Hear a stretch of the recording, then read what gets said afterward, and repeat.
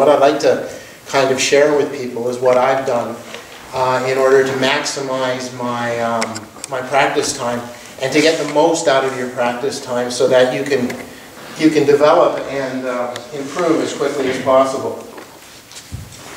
So what this is going to be, the first thing I'm going to say is, besides practicing smart, you also have to be a little bit persistent about it. So practicing even 10 minutes a day, every day, is much better than practicing 3 hours Monday night.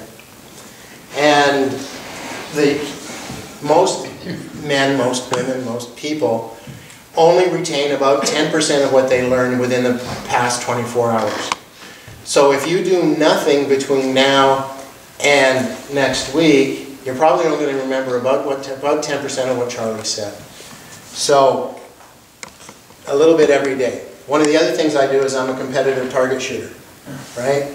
So lots of times when I'm watching the TV, I shoot my TV. A lot, right?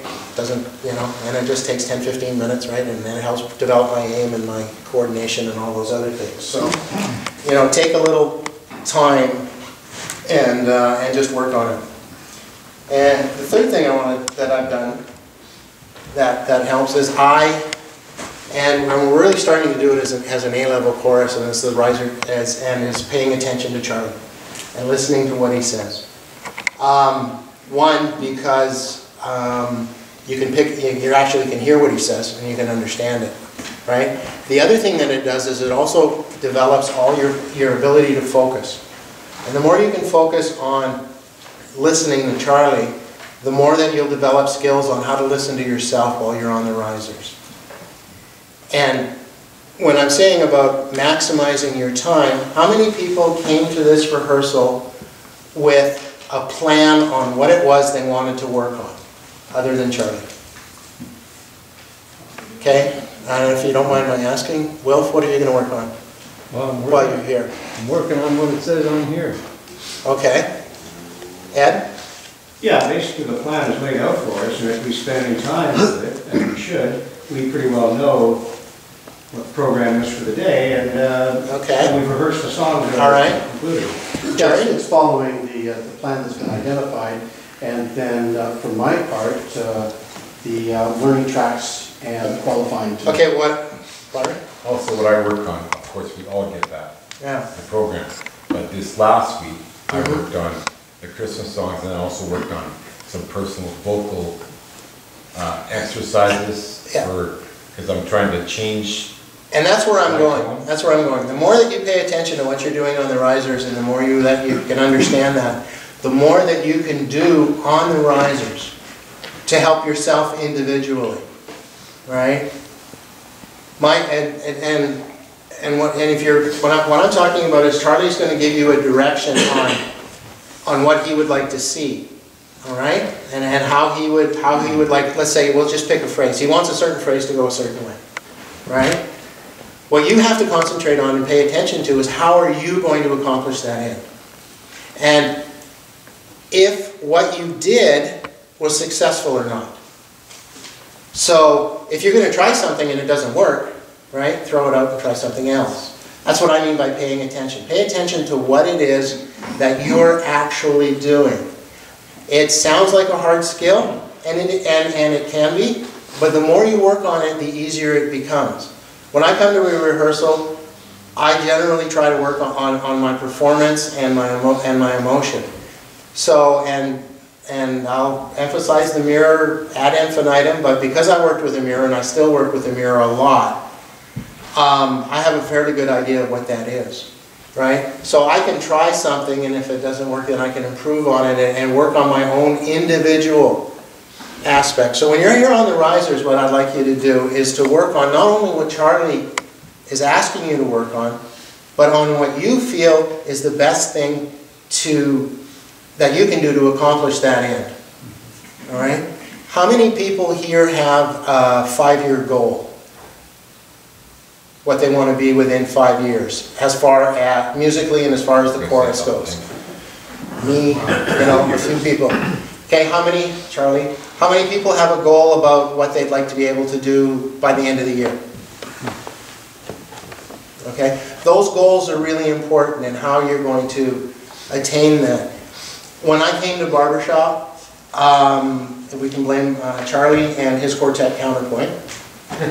Because I came to the Christmas show and I saw Counterpoint perform, and I really liked that. And what I want to become is the lead of an entertaining quartet.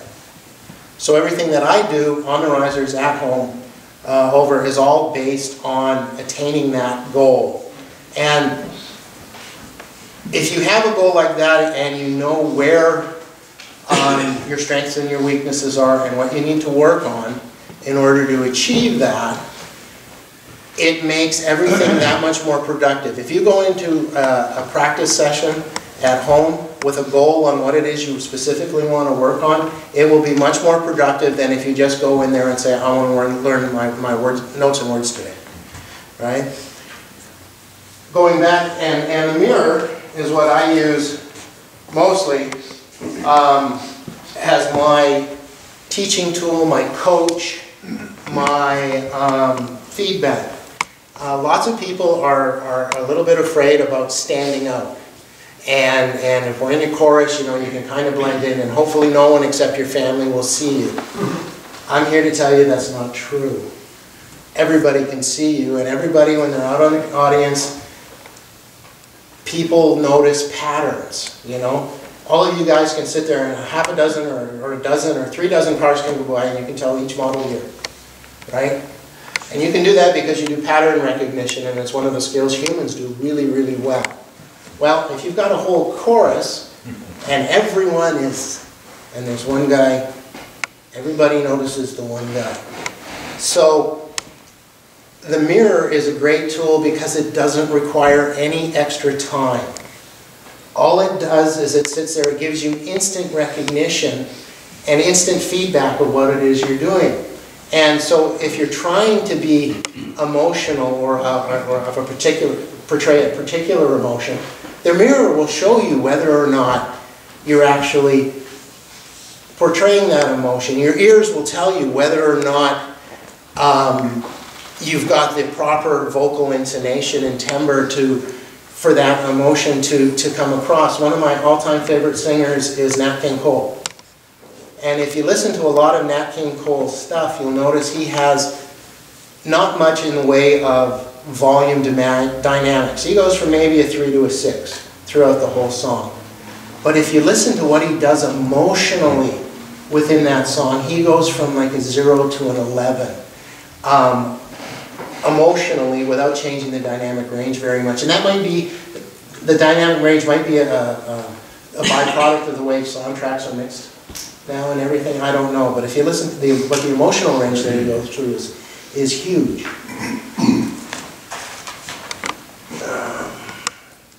All right, taping. How many guys tape themselves on a regular basis? How many guys listen to it all the time? Not me. Okay. If you can get a recorder, digital voice now records in MP3. They're really good. I have an older one, so until it wears out, I'm going to keep it. Nice thing about it is if I want to stick in a set of earphones, it gives me real-time monitoring. So I can stick one earbud in, and I can listen to myself while I'm singing. The reason for taping yourself is because taping is really humbling.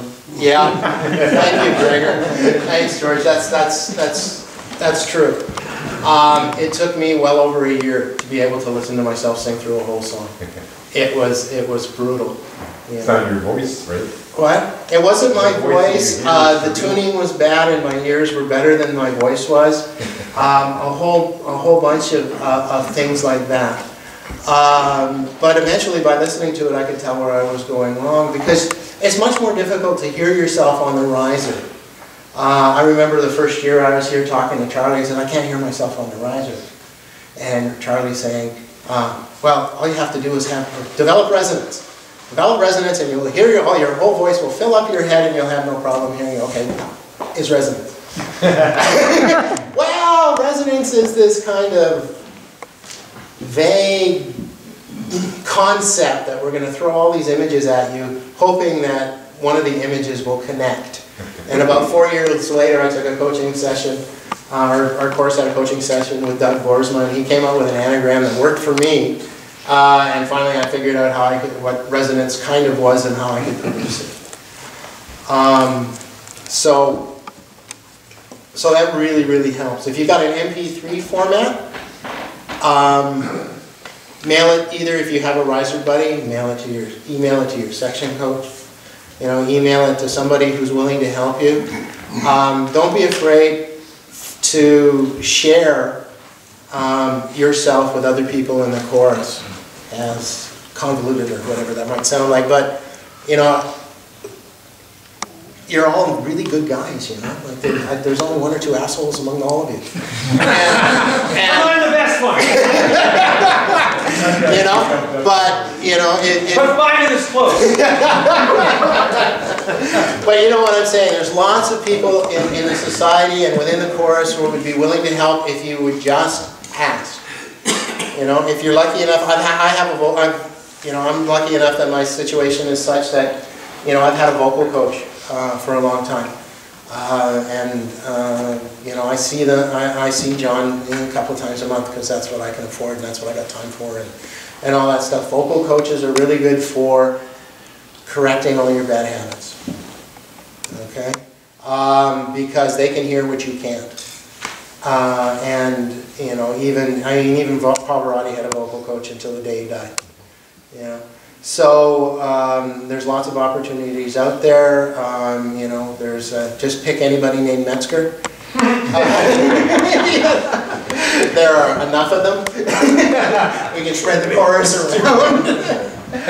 But yeah, so what I'm saying is, in order to help you get to that next level and to make it easier and to not be so intimidated by it, just have a goal and work towards that goal. Every time you're on the risers, every time you're at home practicing, use a mirror. It's not just all about words and notes. And here is really the last place to learn words and notes, because it's so hard to hear what your individual tuning is within the group. Being here is more about listening. Take the tape, you'll find out what your tuning is really like, work on the words and notes, and come here and work on your emotional stuff. And have a plan to say, today I want to do this particular line in a particular way, and work towards that. The more you do that, the more you can say, I'm going to work at this phrase, I'm going to work at this phrase, I'm going to work at this phrase, and now I'm going to work at each individual part of the whole song. Right? If you do that, it doesn't matter if Charlie goes over My Wild Irish Rose 30 times in a night. Because each time that you sing My Wild Irish Rose, you're going to be thinking about improving a certain aspect of the song to make your performance better. And that's about it, guys.